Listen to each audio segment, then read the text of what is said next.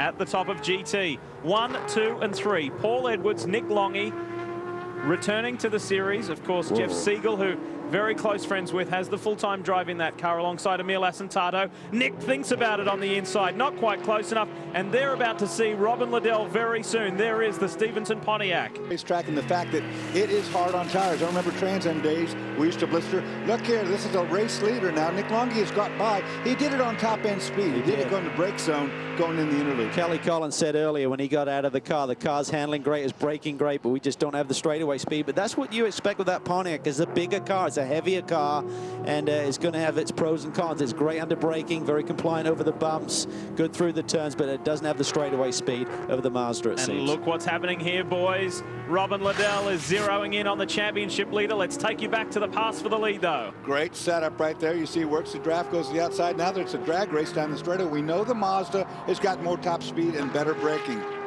Paul knew it too. The view from Paul Edwards. This is the view you don't like to see, Calvin, if you're driving. Wait a minute. Yeah, what's that all about? Can't do much about that. Look at Liddell working on Edwards' source car. They haven't been in the lead the entire way.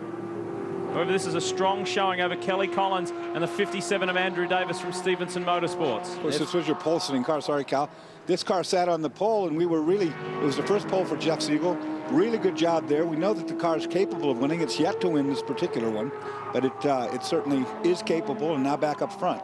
They have to fight their way back to the front of the pack. They had the lead. We had a caution. They decided to wait an extra lap, thought they'd gain an advantage from that, but got caught in pit lane as the DP leaders came around. So they got shoveled back in the pack, but obviously have the speed here today. Cal, you talked about them getting shuffled back on that pit call that they made, but they've just been fighting back all day long. They are not out of sequence right now, so they've just been doing this on outright speed. Nick Longy behind the wheel, and the team very excited about the way things are going with that little Mazda. The team saying, hey, you know, right now we're just doing laps. We're taking care of the tires. We have no problems, no issues with the car, so it's just all about staying out of trouble, being consistent. A little bit further back, two Pontiacs chasing that little Mazda right now. The Pontiac team still coming to grips with the adjustment. Andrew Davis behind the wheel of the 57 machine, currently running in third spot. And they're the 70 right behind him. The other one of the Speed Source Mazda. This car crashed badly right at the start, right before into the race. The last warm-up session, it got hit. The 10 car hit it right at the apex and crashed the car, and it's a miracle to me that they could fix that car in the amount of time they had before this race. So that's a great story there. Here's the race leader. Track position. Class leader, Nick Longy. Runner-up in the Rolex 24 at Daytona GT class in 2005. To notch up a win for he and his good friends Emil Asentado and Jeff Siegel. And what a sequence of weeks that would be for Siegel.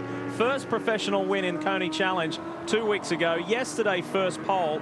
Incidentally, Siegel's pole yesterday was the 7th different pole sitter in GT and Grand Am this year in as many races. Unbelievable. I have to get back to Paul Edwards' pit stop. That was a brilliant call by the Banner boys. They saw that Porsche after. GT's next. Here we go, Chris. Well, guys, I can see the 69 way down pit lane. They came in, the 57 where I am. They're also in. Robin Liddell staying behind the wheel. Watch him. He's got top speed. Yeah, in the hands of Long. He certainly did a great job in the stint before, and Jeff put the car on the pole. He's their designated hitter here. He's the closer. And that car just looked so balanced here. Very fast through the inner loop. Well, we know it's got top end. We know it's got good brakes. We know its tires last longer, and it's a lighter car. All things in the favor of the Mazda, I think. Think about the established names that you have in Grand Am Rolex GT competition, and then a fresh name pops up like Jeff Siegel, and he can mix it and he can run with these guys. It's good for the series. It's good for his career. And the Speed Source team are very proud to have him on board. Good young talent with a long career ahead. What can the 72 car come up the Glen? Watakins Glen. So much more when we come back. Experience at MI.